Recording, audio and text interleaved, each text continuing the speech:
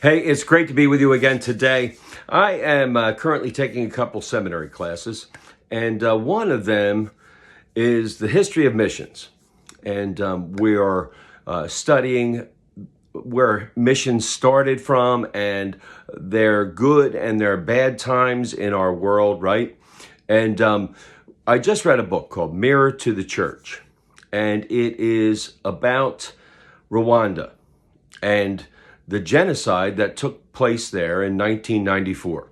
Now, Rwanda was a Christian nation. It was what they called a Christian nation. Missions had been big in that country in Africa, and many people were Christians going to church every Sunday, worshiping together. And there was two different groups, the Hutus and the Tutsis. And the Hutus came into power, and there had been a lot of animosity between these two groups over the years.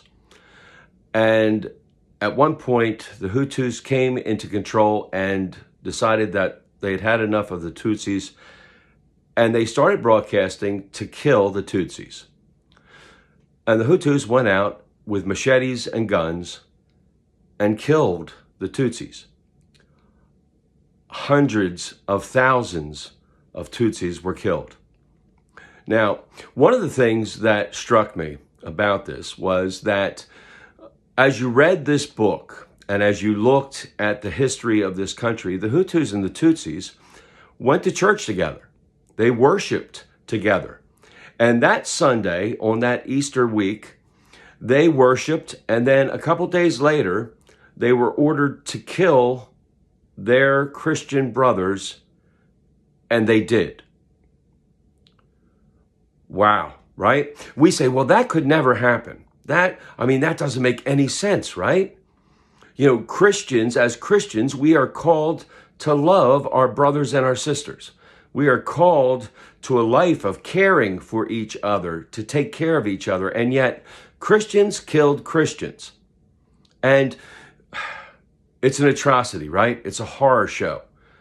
And as we look at this, I look in my country now, and I look at it and I go, well, that could never happen here, right?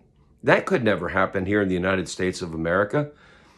And there is this underlying current right now in our country where the Democrats and the Republicans are at each other's throats. They don't work together. They don't look out for our country. And there's so much animosity